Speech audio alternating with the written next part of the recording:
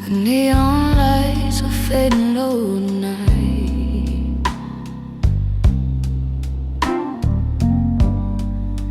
A lonely shadow dancing on the wall. A glass of whiskey, one more silent fight. Since you walked away and left it all. Oh baby, these midnight blues keep whispering your name. My heart's still burning slow, like a runaway train.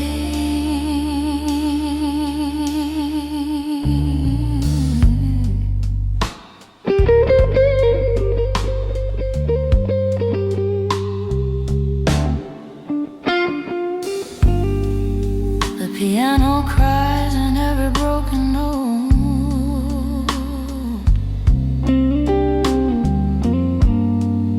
The smoky song drifting through the room. Your memory wrapped around my cold, like a cold December gloom. Oh baby, these midnight blues still calling out for you. Every lonely melody feels like deja vu.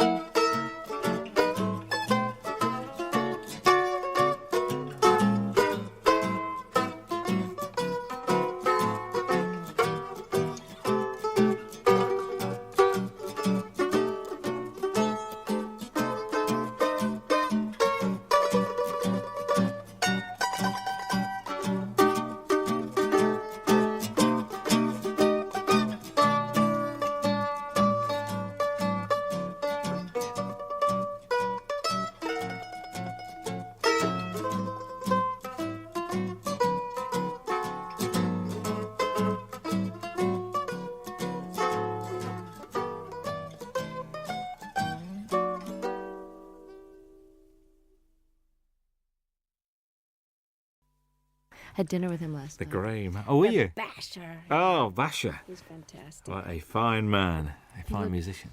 They've got a picture of him on the wall of this VH1 studio in Camden Road where we were, and he looked like a lemur, like, because he's just had really light blue eyes, and just the photograph looked like he was holding a guitar, and he just looked like one of those exotic Madagascar lemurs that only come out at night. It was just great. I used to run a little venue in the north of England, which was an old wooden pavilion that was been knocked down now, and we booked this band one night, and they pulled. So the agent said, "Well, I've got this other band called Brinsley Swartz. Do you want them to come?" Yeah. So we said, "Okay." So they turned up, and it was just brilliant. They went down a storm, and it was a really, really good gig. It was just amazing. Very, very good. Are we rolling? He's Okay. one of a kind, really. One of those people that you're just so glad he's around. Paul Carrick as well. Great guy. Well, Bonnie. We're still here with our same jobs. I knew you were going to It's say a miracle, isn't it? that. A live album. And about time too. Tell me about it. Yeah. Not from lack of wanting. Really? So why now? A couple of reasons. I've been being besieged by people over the years that say, your live shows really capture you, and if only you could get one out, you'd really come across. And I was all ready to do one because of, Little Feat years ago had that great Waiting for Columbus album, and it really broke through and captured them in a way that the studio ones, although those were great too. And I just have been waiting and waiting, but the situation with Warner Brothers where I was for the first 9 albums up until 82, I was with Warner's, and I wanted to do the live record after my 8th record, and it just they didn't really feel, and neither did I, that the promotion for it went well, to put it mildly. I'm trying to be polite. And radio really stopped playing any kind of progressive format, so I was basically shunted off into the hinterlands of fringe music. And even though I was selling well in my concerts and my core audience bought my albums, it wasn't the right label situation to put out a live record because they didn't care enough, frankly. So it took me a while of waiting to get on a new label, and then God knows after the Grammys hit, things have been really great with EMI Capitol, and I wanted 3 studio records under my belt to draw from great songs that people would be familiar with. And I've been basically planning to have this lineup of guests for a long time now. And finally, I've got the great band that can play the songs as well as the ones that play in the studio, because most of them are the ones that are on the records. Indeed. I can't believe that these friends just happened to be around. There must have been a lot of phone calls going out to get all these guests on this album. Well, you've got to plan because people's schedules are way in advance. I mean, I know what I'm going to be doing 5 years from now almost. So everyone's booked and everybody's got their own album schedules. And Jackson said, I'm going to be recording, but it's if you can film and record in California, I bet you I can fly up for the day.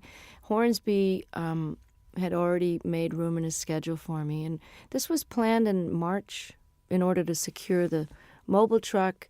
The concert venues go on sale, at least a couple of months before. And, of course, the film crew, we had 9 35-millimeter camera, film for 2 days. So, that's almost $1 million type of proposition just for the film alone to film the 2 nights. And so, yes, it had to be way planned and approved and paid for in advance.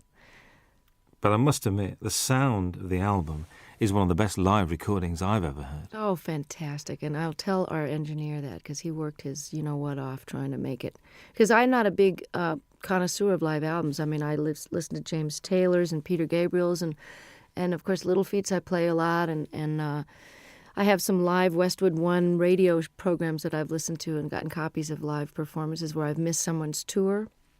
But I really wasn't an audiophile enough to know that it turns out, I found out from doing interviews, that most live albums get listened to once and put on the shelf. So Ed said, he really wanted to go for, making this the best live sounding record he's ever heard. And he studied a lot of them about how much echo in the room echo to leave in and how much clapping between songs and how much talking, where there was a lot of deliberation that went in. And of course each song is from sometimes a totally different night in a totally different hall. So there's a lot of post-production work that went into this. And it works so well. A couple of things. Vince Gill has described you as the wildest lady he knows. All right, Vince. What do you think about that? I think he's the guy that all of us would love to get wild with, actually. He's the nicest star Well, actually, Brian and Bruce and Jackson, my special guests, are pretty nice too. In the unneurotic field, you know what I'm saying? That people that are just folks when you meet them. I don't know if that was your impression, but I know that Vince and I, over the years, I mean, when he was in Pure Prairie League and I was still on Warner's, we ran into each other and we actually did a duet together when he was first a solo act. We did a song called "Let's Do Something Even If It's Wrong," and he and I were both kind of wild. I don't mean that in a biblical sense. I just mean, wild rockers. We didn't get into this line of work because we like to go to bed at 9 o'clock. Well, you don't start till late anyway, do you? It's not late. You know what? I get up early when I'm off the road. I like the daytime hours because if you're not up partying at night, there's really no reason to be up past midnight unless you just get into one of those great moments when you can write and you're reflective and everybody else is asleep. But I've started to really like the early morning dawn hours. In London, when there's nobody else around, it's very good. I was in New York last year, and we drove out of the city we just drove out for about an hour at about 6, 7 o'clock on a Sunday morning. Nothing in New York.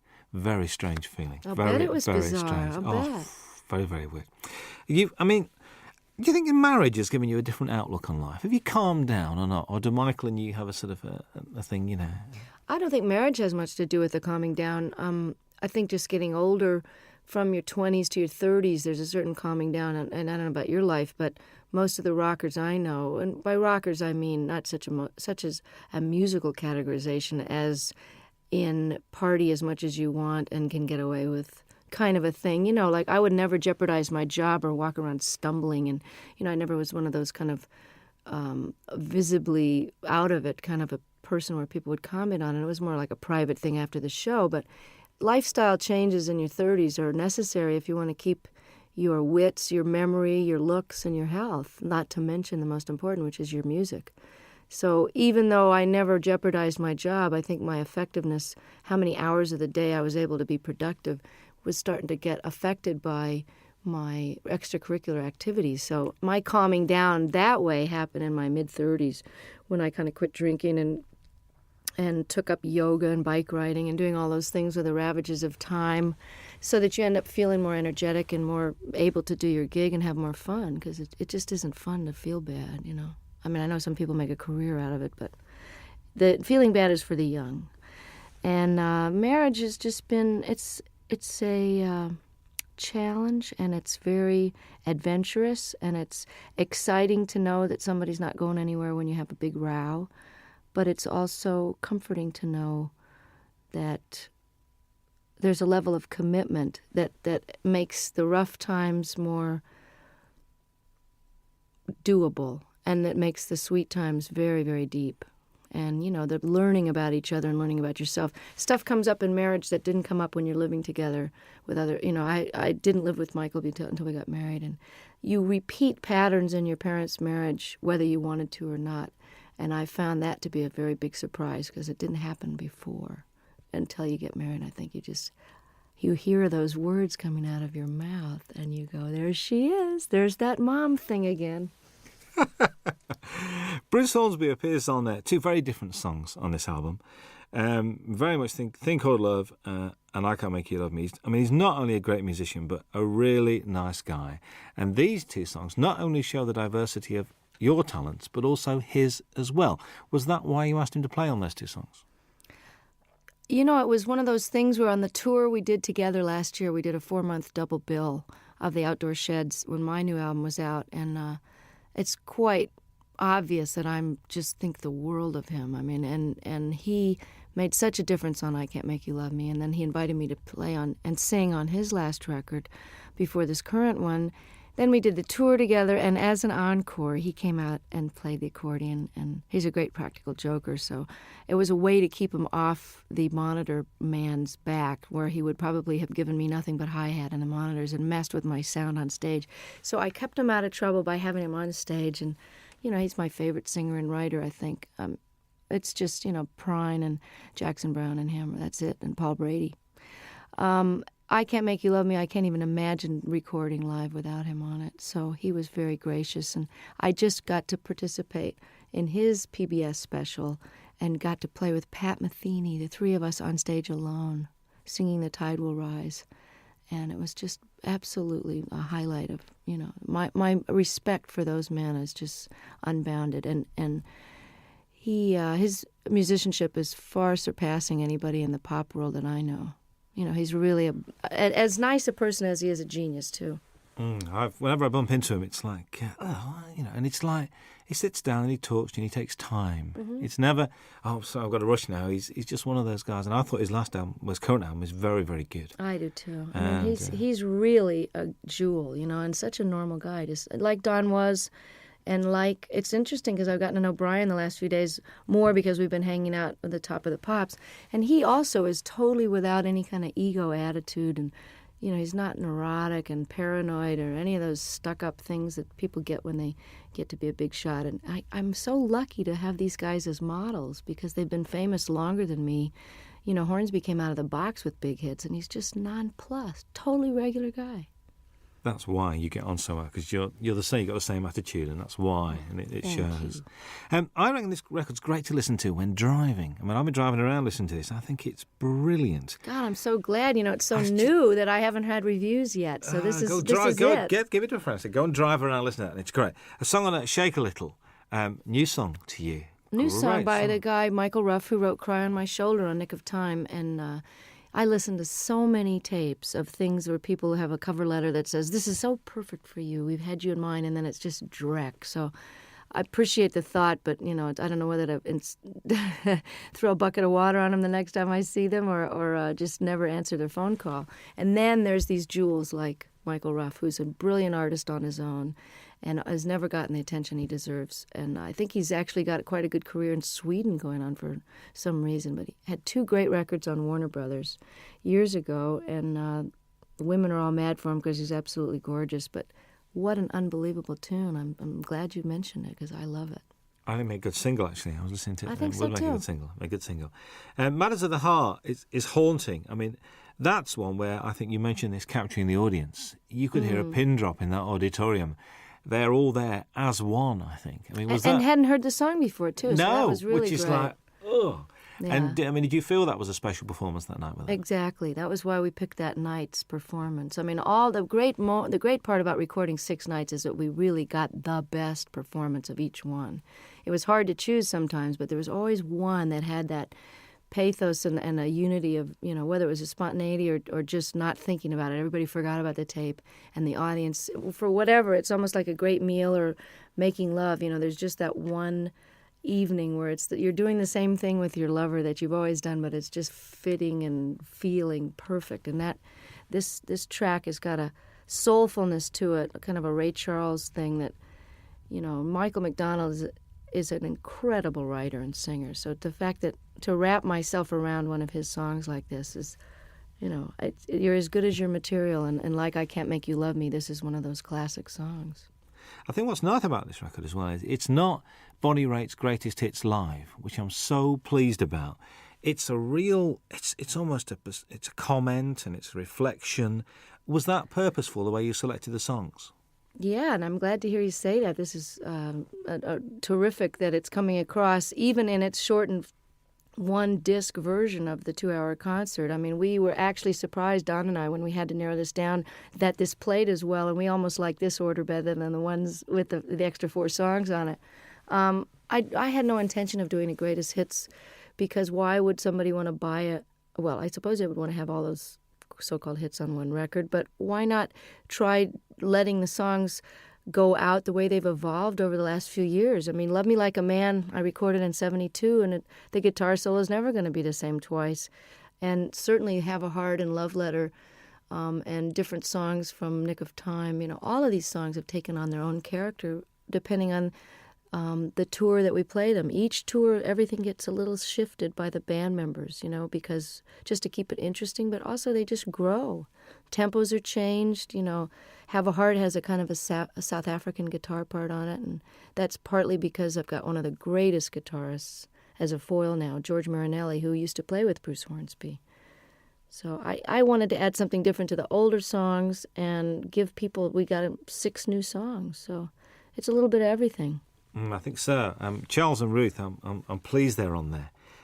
I get the impression the way you work together, there's a real mutual respect amongst the three of you guys. Oh, total. And, I mean, of all the people that are on a stage at once, everybody has admiration so deep that, I hope it comes through, and I'm glad to hear you say that it can be felt, because Ruth Brown single-handedly was such an influence on Etta James and Aretha Franklin and all the people that I grew up listening to when I was old enough to read about their influences. They were the ones that mentioned Ruth, because I, of course, was only 1 year old when her first record came out. But she's built Atlantic Records with her singles in the late 40s and 50s, as did Charles Brown, who's no relation, by the way. They're just from a totally different part of the country. But he also was seminal in starting the whole West Coast blues sound, the transition between the post-war jazz era, and he took his Texas very funky roots. He also was classically trained, and he melded them into the style of jazz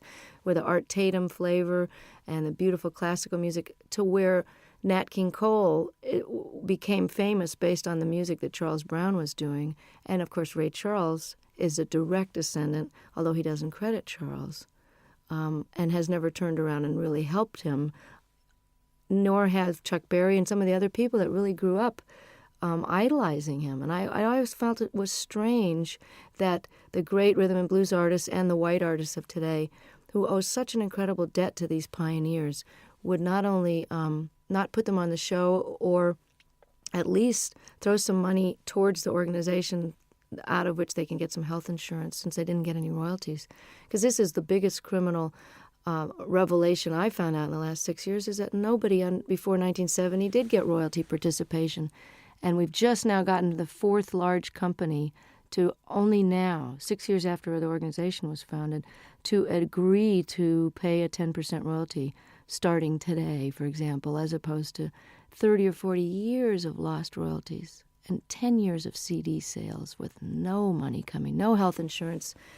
Every other industry has health insurance and takes care of their own, except ours. So this is a call out to the other artists that are listening and fans to make sure you support the reissues that are paying royalties, and don't buy the bootlegs, and don't sell the records direct. Send the money directly to the artist, believe me, before you rip them off for the third time. Absolutely. That's the Rhythm and Blues Foundation as well we're talking about. Yeah. Good to see blues on this. A fine tribute to Mississippi Frag McDowell. And I remember one night in the middle of winter going to Lancaster University, which is like in the middle of nowhere, because a friend of mine rang me up and said, "We've got to go and see this guy playing." I said, "What's it?" He said, "Mississippi Frag McDowell." I said, "OK, we'll go." Went along, there was 8 people there. But the guy putting it on loved him, and it was obvious. The guy running the gig said, "Look, I spent my money on this, and just come and enjoy yourself." Isn't that the greatest? Because Fred, I'm telling you, was the most exuberant bluesman. They always say, oh, they're so full of pain and grief. I mean, Fred loved to play more than anybody I ever saw, and they're just re-releasing I Do Not Play No Rock and Roll, one of the greatest double albums, and I think it was recorded here in London.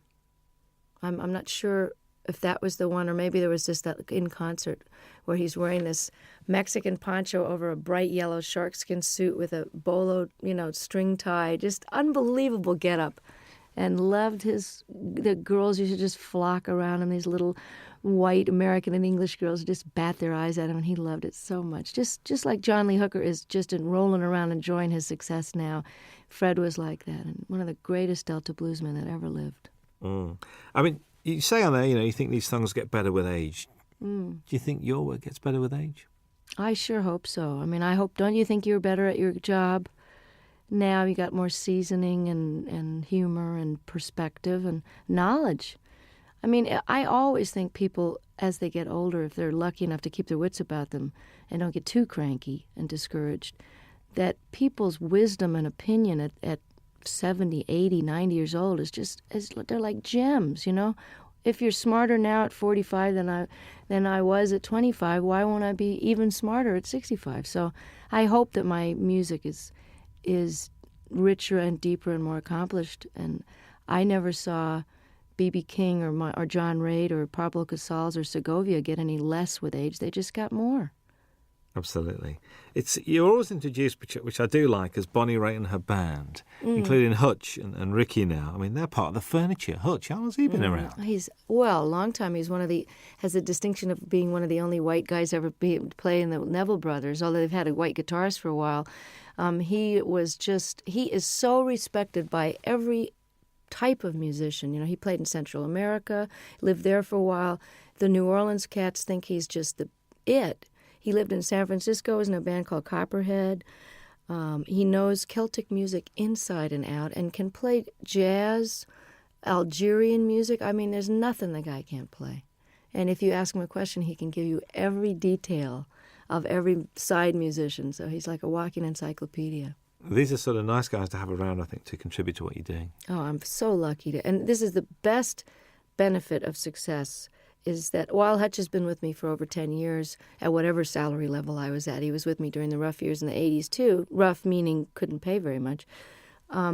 Ricky, who has been a successful producer living in Australia, doing film scores and, just co-produced the Boz Scaggs album. And, for those of you, Ricky Fattar from South Africa, he was in a young band called The Flame that was quite famous and was in the Beach Boys for a while. I'm able to afford musicians of the level that I've got now, and that is probably that and raising really great amounts of attention and money for political causes that really need the bucks. Those are the two most incredible aspects of my success that have made the biggest difference, that and good catering, backstage, to actually eat food that hasn't been sitting there for 4 hours. But to be able to play with Ricky and Hutch and have them leave home and come and play with me is just, it's like a dream come true to every night have these guys. And that's why this record was done now. That's why I say in the liner notes, this was the time and you are the reason. Absolutely. Jackson Browne had to be here, really. I mean, there aren't many stages that you and him haven't shared over the years. Mostly benefits as well, actually. But, to do Opening Farewell is just a bit special, I think. And, we didn't know what we were going to do. I was going to cut this wonderful reggae tune that he did on his last record called I Hear Your Heart Beating Everywhere. I love that song. And I thought we could have a duet, kind of a, We Be 40 kind of a thing. I don't know. And we tried it in my key, and it just didn't sound as good as his. So I said, well, maybe we should send the band off to the wings and just sit here and play Opening Farewell. And it was just done. He came and never had a chance to rehearse it. He never had sung it in that key, never sung a harmony part. And all of a sudden we're filming and recording it for the history, and he was really a champ. I can barely look at him because I love him so much, and he's so gorgeous and never changes. But yeah, I said that he had to be on the live record because he knows too much about me, and I'm afraid he's going to talk. He knows where the body's buried. Well, I know where his skeletons are buried too. There's an argument that drink and drugs have added to some of the finest music and literature, and also that all the great artists have got to be a shade crazy. I mean, eccentric, crazy, call it what you will. What do you think about that? Totally agree. It's true that some of the greatest works of literature that are currently recognized and studied by even the religious right as great works of art. Hemingway, all the great works of the 20th century, certainly that whole revolution in the 20s, people were faced. I don't know what the expression is over here, but pissed or whatever. There are a lot of that whining and writing about your mother and tortured. A lot of that stuff, when you know about addiction, you know where that mentality is coming from. Well, that's what makes great artists torture. And artists torture themselves. And the myth is that you can't be, quote, funky or as deep or as soulful or as funny if you're not sort of loaded or hungover, is blown by the fact that John Hyatt and Stevie Ray Vaughan and some of the greatest artists of our time are still kicking, sober. So, and I'm here to tell you from that song that's on this record, and I don't know if it made this cut. Did Feeling of Falling get? I think that's the one we did leave on. Because I want to let people know that just because you're straight doesn't mean you're not totally miserable and twisted sometimes. And it's out of that angst and misery and longing, which is just part of being alive, which you feel more acutely when you're not anesthetized, that some of the most powerful stuff has come out of. My guitar because it's excruciating to be awake. So it's just a different kind of art. If anybody thinks I'm not miserable, look again, And sometimes it's a lot easier to just toss a few back and forget about it, It's trying to be awake all the time that'll get you some good blues tunes. Most definitely. The old tortured theory goes out the window there. And there's this song with Bryan Adams. I mean, what's the story behind this? Did you call him or did he call you? Or If someone was to say to me, okay, you got a new album coming up, and, you've been on the road with Longing in Their Hearts, and you have this ballad here, and you found this Michael Ruff song, but you know what I'm really missing as a rocker? I just wish somebody that I really love would call me up. And, it was like the universe answered my prayer, and I get this phone call from Bryan, who I haven't heard from for a few years, and he says, I wrote you this song with this woman, Gretchen Peters, and I hope you like it. It's on the way. I listened to it. It's like tailor-made, great lyrics, a tried and true topic, but set in a very clever way. You need a rock, not a Rolling Stone. Simple, straight-ahead rocker. And then on top of it, his album was postponed, so as we got closer to the live recording, I went, oh, it would be really great, as if he could sing this with me. And he did. He said, I'm coming. I just can't believe it. It's like for all the blues people that I helped and all the obscure songwriters I've done songs and talked about over the years, to have somebody like him who is really huge over here in Europe where I can't get arrested really. And, for him, he'll be doing for me what I'm doing for Ruth and Charles. So without any compromise and just pure admiration and love and just love the guy's work so much. And I love him. And here I am getting to have this handed to me like Eric and Elton saying, hey, you want to be more known in Europe? We love you. Come on to the Wembley show. That's the payback, is that it all goes around in a big circle, and then I get more well-known, and I can bring Charles Brown over to Europe. So that's the way it works, Oh, that'd be very pleasant, actually. Very nice indeed. There's 3 songs that run together. There's Longing in Their Hearts, Love Sneaking Up on You, and Talking Heads, a storming version of that. All right. Were they the same night? Because they just run together. I think they are the same night, actually. But they were pretty slamming all. Sometimes we do Come to Me in the Middle, which we didn't have room for on the record. But again, you can get it on import probably. I always thought of doing Burning Down the House since I first got the idea. I've always wanted to cut the song, but I had no idea whether we would do it on this record or whatever. I didn't know if it would make the record. It was just one of those sound check into the last encore of the night. And, by the time you're at the encore point, your fans are so nuts. You can basically play Rachmaninoff's symphonies and get away with it with a reggae beat. But I love Talking Heads. I love this song. Always heard it with slide guitar. And it's very similar in the clavinet part to Love Sneaking Up on You. So I had them as a segue, like half of Burning Down the House into Love Sneaking Up on You. And about 3 gigs into the tour, all the reviews were mentioning, and the audience was jumping up and standing. They were mentioning Burning Down the House. So Don suggested, he said, hey, why don't you just finish the song and flip the order and stick it on there and we'll put it on the record. And I said, no, nobody's going to go for that. And hey, I like it. Listen, it works really, really well. Kim Wilson guests on the album as well. When the Fabulous Thunderbirds are one of the best kept secrets in Europe, like yourself. Well, that's why I plan to change it. I'm really glad that by doing a record with Delbert on Luck of the Draw, that 5 million people have that album and now know who Delbert McClinton are, as if anybody's been asleep in a closet and doesn't know. The other great white singer of rhythm and blues is Kim Wilson, and one of the greatest living harmonica players. And Kim and I have been talking about doing this song and performing it together for years, since they first wrote it on a record tastefully entitled Butt Rockin', which I'd love to hear him explain that to his folks. Oh, son, what's the name of your new album? Well, Mom, we decided to call it, So if I can get Kim more exposure in parts in the, for the moment that I'm in the sun here, and just let people know how brilliant this guy is, I'll be able to die happy, because he is just incredible. You know what? Listening to this record, I do have a problem, because I'm not now going to be able to say to people, you mean you don't know who Bonnie Raitt is? This is causing me a bit of disturbance here, because it looks like the single's going to work, and if the album works, you've knackered a lot of the things that you know, had Bonnie Raitt is, and they go, who's that lady, you sang that song. See, I'm enjoying coming over here and still being a cult artist, and that, now I'm getting all letters from the people in the States going, you were mine for 20 years, and now I really resent the fact that everybody knows who you are and they're playing you in the supermarkets. But I wrote the guy back, I said, hey, 20 years in small theaters, can't you cut me some slack? I get to have Ricky Fataar in the band and Hutch. Let me have a moment in the sun here, and while these rhythm and blues artists are still around, and while Kim deserves to be heard, let me show the rest of America about these guys. And I feel the same way about Europe. But if I'm a cult artist over here for a while longer, it would just be very nostalgic for me. I think so. It was a joy last time to walk into the Palace Theatre in Manchester and see it sold out. Wasn't that exciting? Joy.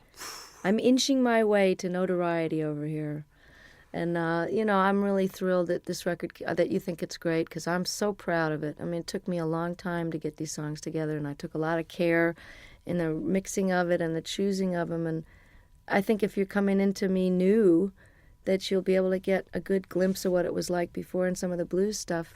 And, I don't think anybody should be determined by their latest single. So, I'm not a singles artist. So if you've never heard of me and you hear the Bryan Adams track and you like it, check out the rest of it, because there's a lot of good people on there that deserve to be heard while they're still able to play.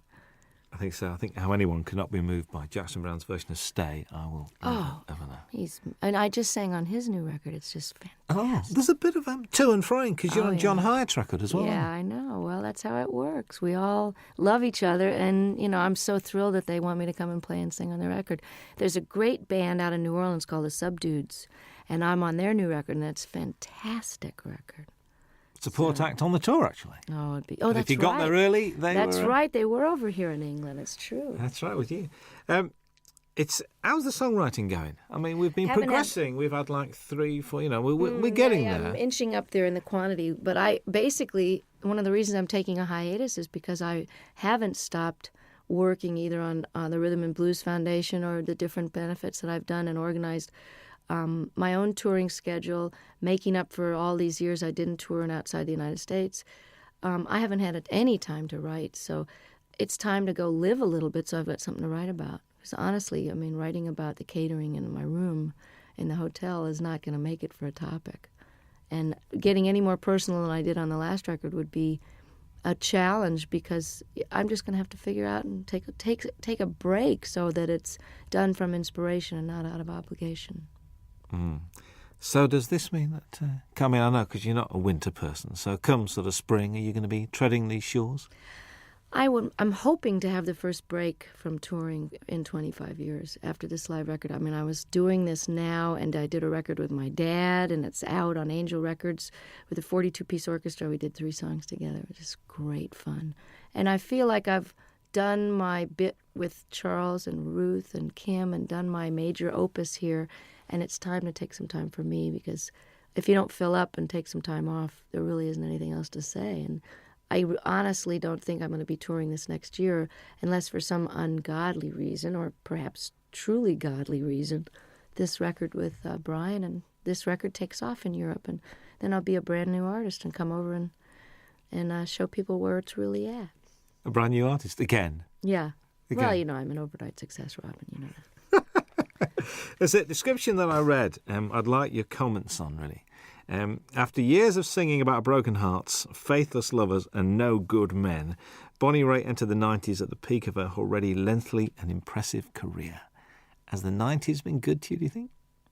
Oh, yeah, definitely. I don't think you could argue with the kind of Cinderella story that happened to me when I well, just a lot of changes were made personally before the Grammys happened, but I think in your 40s, while like as I was mentioning before, it's a little harder to be older and awake. It's also easier and more fun to be wiser. Does that make sense? It's easier because I know how to do things better, and I know how to handle stuff. I can handle my success. I can handle disappointments. I don't mind getting angry. I know that it's not going to last for 5 days. I'm just getting angry. So the process of growing up is happening now as it is for a lot of rockers, because it's just sort of a postponed adolescence sometimes until your 30s and 40s, and then that's when people settle down. So I've had a really great last 5 years.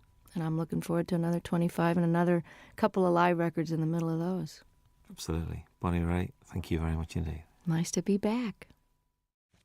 Hi, this is Bonnie Raitt. Very happy to be with Robin Ross on your radio. I want to go to Scotland. Right. If we send him a tape, right, he'll do a 2-hour special. Wow. He's like a big supporter, isn't he? These guys are just, Thank you, Dave. Thank you for the homeland, for the young girl who's found her way back to your shores any minute now. I'm threatening to show up for Hogmanay again. Again? Oh, Well, tell people God. this time, will you? See, I'm the only one that remembered what happened those 3 days. The entire country was out of their minds. But the studio was. I'm coming back with a video camera because nobody in America believed it. Well, they had some sort of sponsorship. They had little bottles of booze on the table, and there was like 65-year-old people just totally clapping and yahooing it up, which is a little glimpse of what like a Crosby, Stills and Nash audience is going to be like in 20 years. Will be a bunch of old geezers singing, "Just a song before you go." But they'll still be all applauding. And Sheena will be singing Morning Train, and me and Brady will be out there on walkers singing Thing Called Love. I found another Brady Buncher. Curtis Stigers is a Brady Buncher. Yes, he is. Curtis Stigers is a Brady Buncher. I found somebody else as well. Guess who cut Paradise Is Here? Cher. Heard it from Brady's lips today. I'm not kidding. That'd be great. Let's find it right now. Really? So that must be this new album because she's done the Mark Cohn Walking in Memphis. That's the single. So it'll be on the same album. Well, it's good. I'm glad that she's going to get them some wider attention, Brady's record was great, wasn't it? Mr. Cummings won't know what's hitting. He won't know what to do. I know. He's great. I ring him up. I really wanted to do that song too, but Tina had already done it. I think that Cher track's coming out for Christmas as a Christmas single. Paradise Is Here? Well, that's good. I'm glad. I don't know who produced her, but I hope it's great. My engineer's producing Anne Murray's new record, which should be great. All right. Yeah, she's terrific. When I call you up. Remember when she did that? She wouldn't do an acoustic, would she? She should have done. She wouldn't do an acoustic for us. She's doing one now. Hello. I'll come in here and do one. Yeah, we had John Hyatt. John Hyatt did 2 songs. Did he? Yeah, John did 2 songs. Finn did 2 songs, did they not? Which is Neil and Tim Finn. They just told me to come and talk. They did Weather With You, and they did... Nobody asked me. We'll ask you. Anywhere, anytime. You could play the national anthem and we'd listen to it, that. So, I'd play your national anthem. It'd be interesting. Yeah. It'd be good. Good. So you're going to Scotland on this break? You're going to try I want to. I was threatening to go to Ireland or Scotland over the weekend, but I'd like to come back when the days are longer, because it's too hard to come over here and have it get dark at 4. Yeah. Not unless you. Especially over that way. You know what I mean? If your nighttime hours can be more productive, but I want to be able to see stuff. Yeah. You were going to go around Ireland last time I spoke to you. You were going to visit Ireland. I did it once a long time ago, and I want to do it again. I may do it over the weekend. Just get down the country and see part of it. I did get a whole week you? there. I did get a week in Scotland, a week in Ireland back in 91, right after the Grammys. Randy Newman's on Jules Holland on Tuesday night. You should get him in here. I'd love to. With Warner's, you see, Warner's a bit strange. So my best man when I got married is head of promotion at Warner's, and he won't let me do any interviews. He said, I leave it to the regional people. I said, but we're getting like 50 stations. Great. I know. Faust is a great record. Lovely man. When's Bonnie Raitt on Call later? Peter Asher and tell him I told him that he should do it. Tell him who you talked to. Tell him all the people you talked to and how many stations we're going to start to, Just call him we directly. got you on, did we get 50 last time? Peter and Gordon. Tell him you're a Peter Gordon fan and call Peter Asher. Remember Peter and Gordon? I actually That's went Peter to see Asher. Peter. He's he Randy's used to manager. manage 10,000 Maniacs as well, didn't he? Yeah. He manages Little Feat. And now he's head of Sony, I think. That's right, I forgot. He got a new job. My former manager is was head of Atlantic, then head of Warner's, now he's head of Mercury. Moving around. We're gonna fire you. Here's $30 million. Get out of here. Oh God. Now you can pay the musician. Here's another label. Could you sign that for me, please? Are you kidding? Thank you. I've got a shiny one because you haven't got shiny pens, have you? Can I have that on tape, please? And you haven't got Robin Ross has a shiny one. Thank you. Could you sign it for me?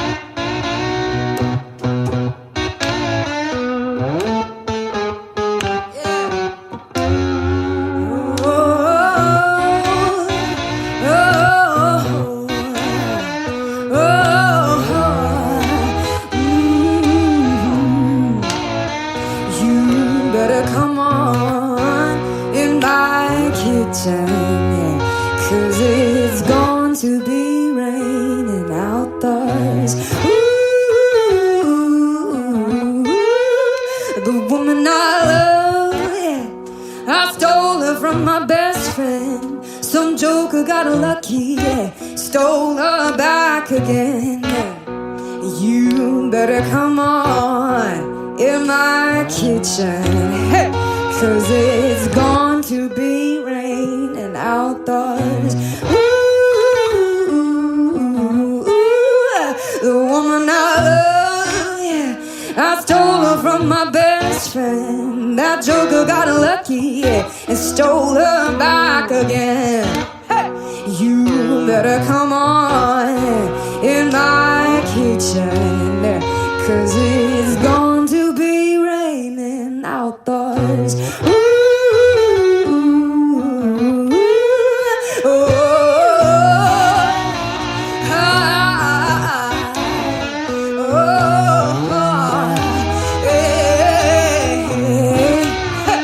you better come on in my kitchen, 'cause it's going to be raining outdoors.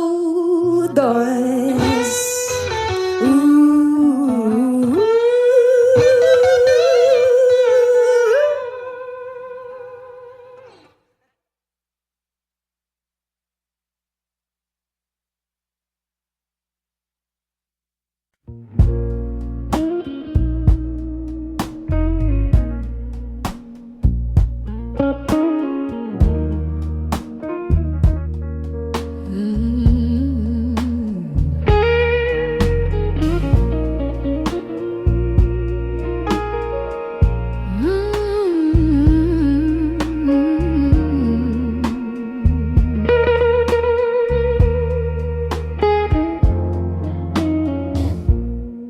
The neon lights are fading low tonight.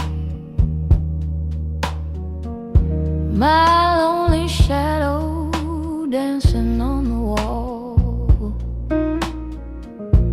A glass of whiskey, one more silent fight. Since you walked away and left it all. Oh, baby, these midnight blues keep whispering your name. My heart's still burning slow.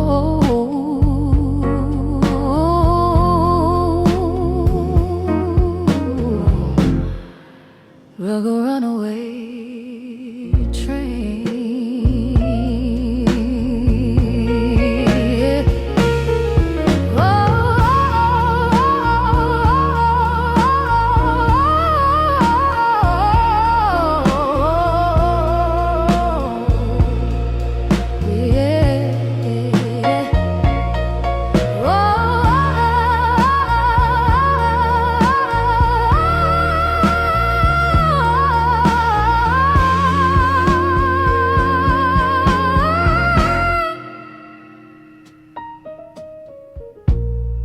The piano cries in every broken note. A smoky song drifting through the room. Your memory wrapped around my coat.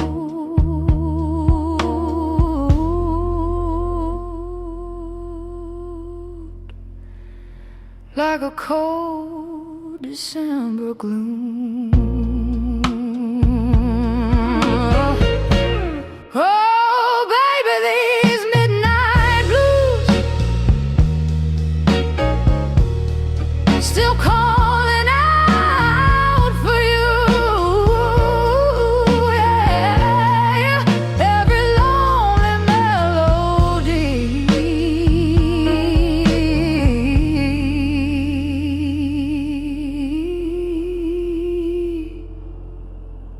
feels like deja vu.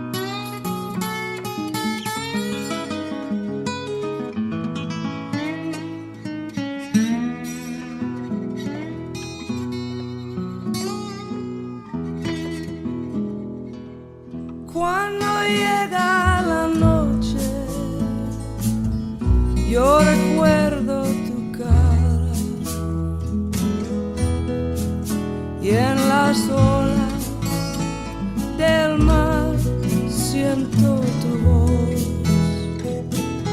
y en la luz de esta luna es tu piel que me roza, y esta brisa azul trae tu corazón más cerca de mí.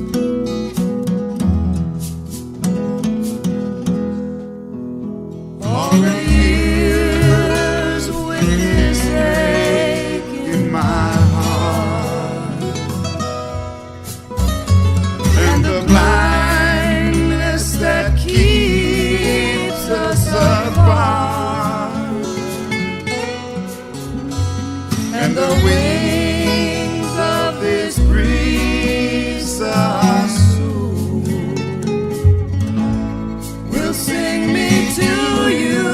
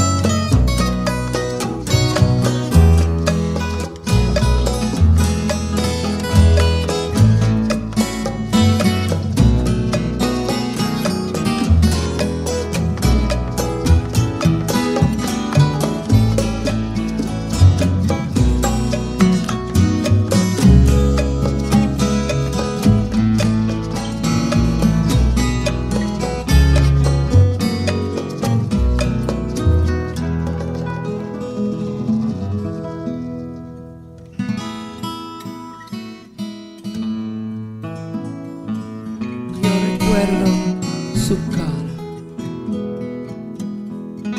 y en las olas del mar yo siento tu voz, y la luz de esta luna es tu piel que me roza, y este brisa azul trae tu corazón más cerca de mí. Esta brisa azul trae tu corazón más cerca de mí.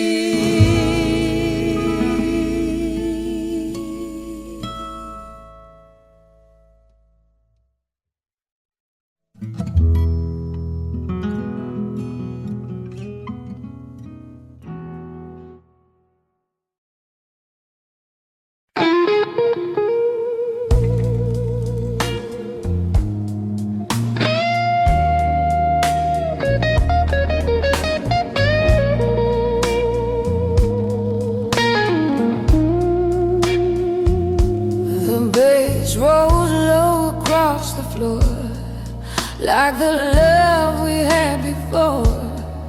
Every step I take tonight echoes in the neon light. Your memories, a rhythm slow, playing where I go. Oh baby, hear that low bass cry beating through my chest.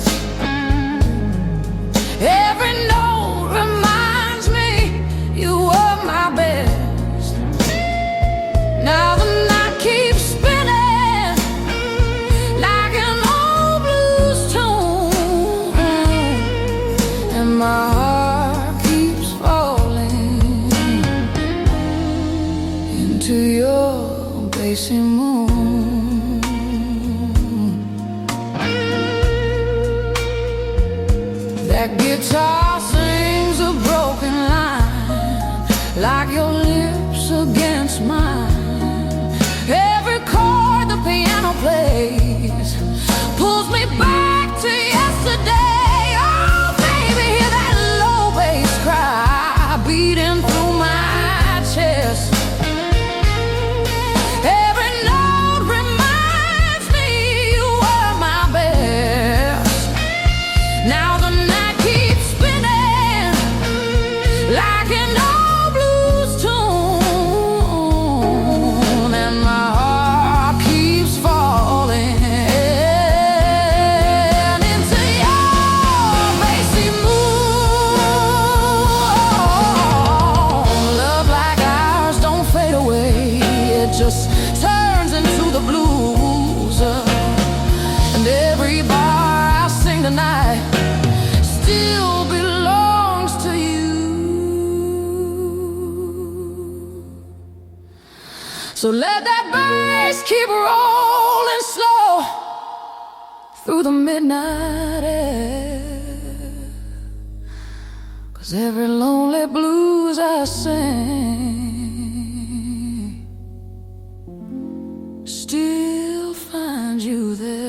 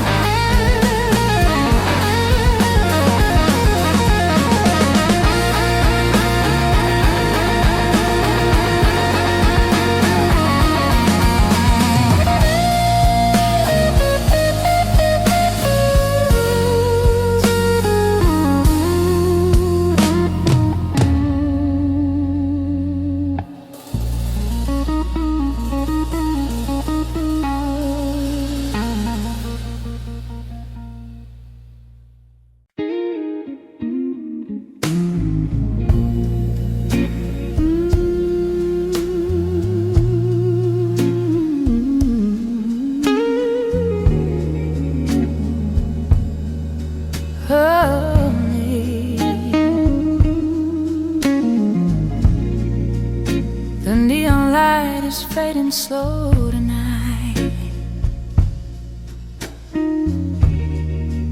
A lonely bar, a broken heart inside. Your empty chair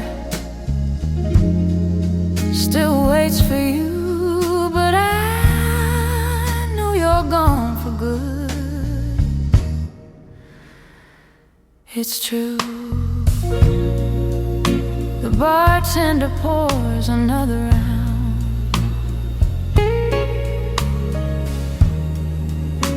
But silence is the loudest sound. Your memory walks across the floor like footsteps knocking at my door.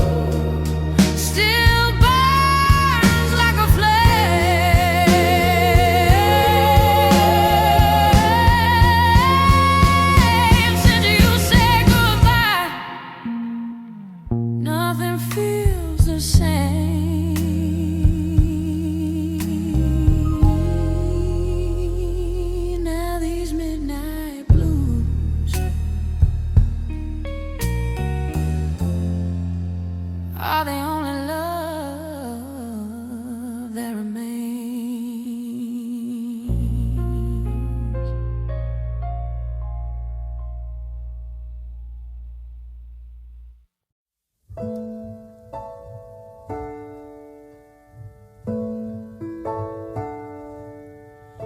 Ain't I got you on the back foot? And you know I got you really good. And there's something deep inside of me I got to be. And if you find it hard to follow me, if I lose you in my jet stream, then you only got to raise your eyes and see me fly. Don't tell me that I won't, I can't. Don't tell me that I'm not, I am. Don't tell me that my master plan ain't coming through. Do you tell me that I won't, 'cause I will. Don't tell me how to think, 'cause I feel. And yes, I know what's real and what I can do. Something that you won't see every day. A little girl who found her way through a world that's designed to break on loving your dreams. And if there's one thing I would say to you, is that there's nothing that you can't do. And yes, it's all about your attitude. Don't let them get to you. Do you tell me that I won't, I can't. Don't tell me that I'm not, I am. Don't tell me that my master plan ain't coming through. Now do you tell me that I won't, I will. Don't tell me how to think, 'cause I feel. And yes, I know what's real and what I can do. Ooh, yeah. Ooh, hey. Oh, don't you tell me nothing, no.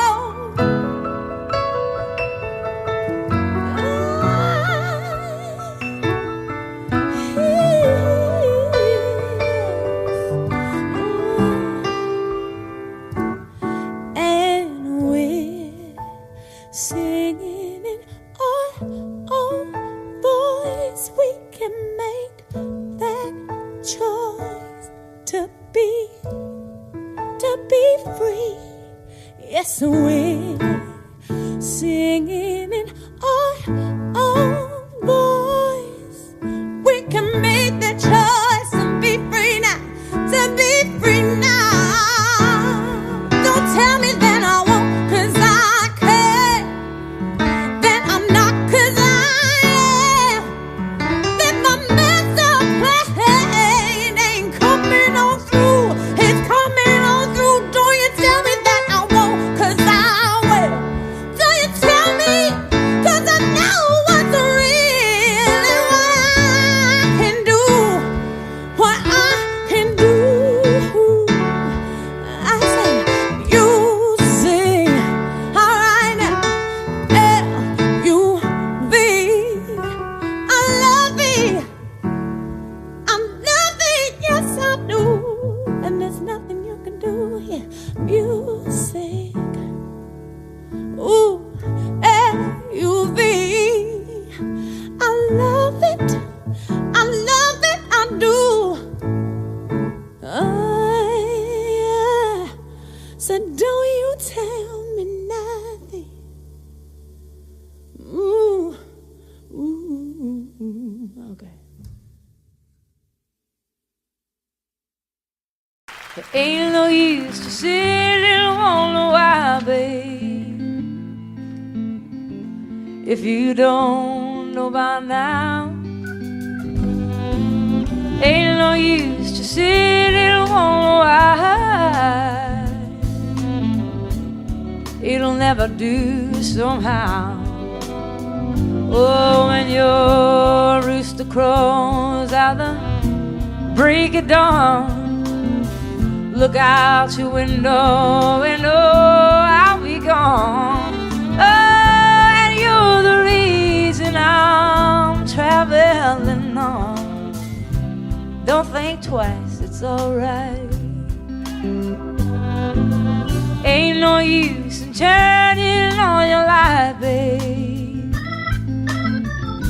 The light I never known. Oh, now it ain't no use in turning on your light. I'm on the dark side of the road. Oh, now I'm thinking and wondering, walking down the road. Oh, I once loved a man, a child, I am told.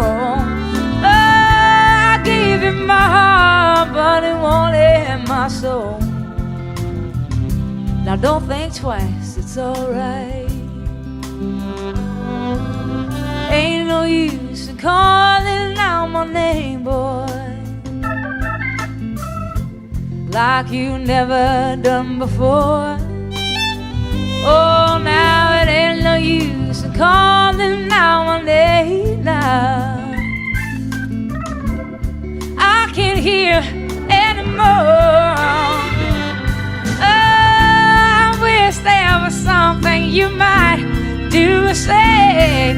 Oh, to try and make me change my mind and stay. Oh, but we never did too much talking anyway. Now don't think twice, it's alright.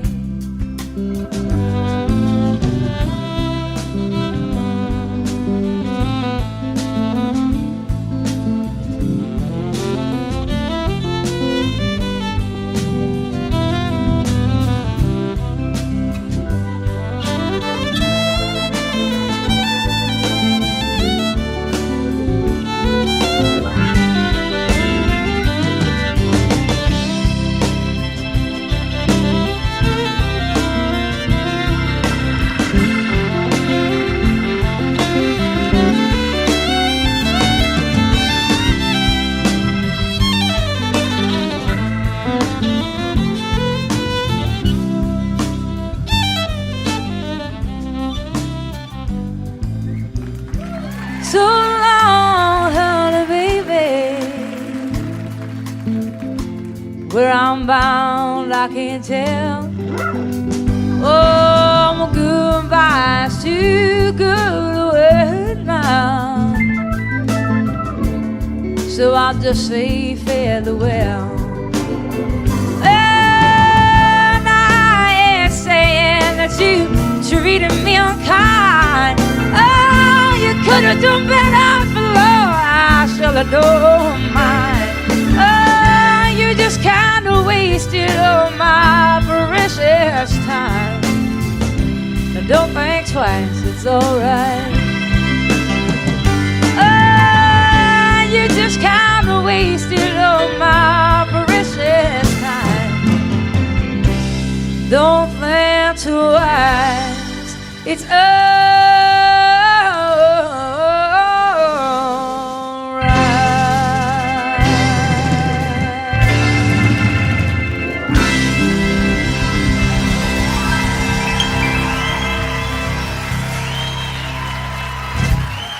Thank you.